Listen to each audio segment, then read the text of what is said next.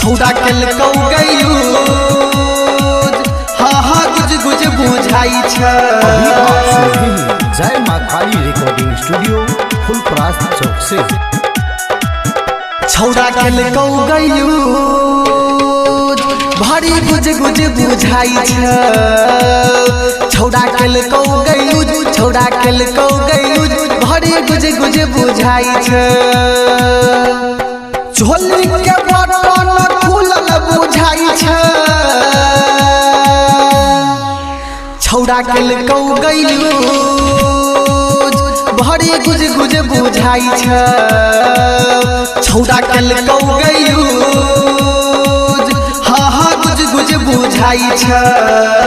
Singing by Ramesh Rasila Rasila DJ Chandeshwar Pandit Phulparas चौक।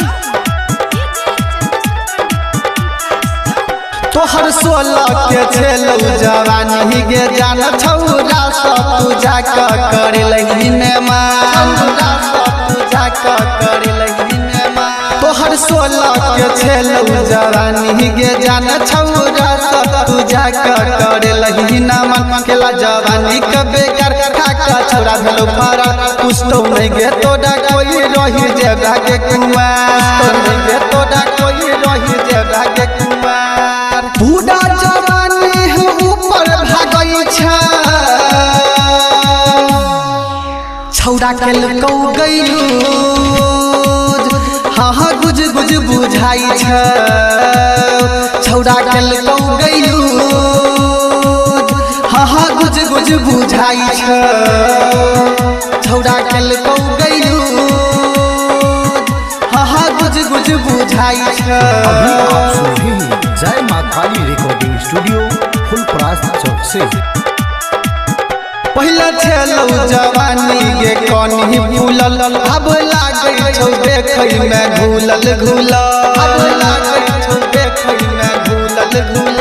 पहले छेलौ जवानी गे कनी फूलल अब लागै छौ देखै में घूलल घूलल।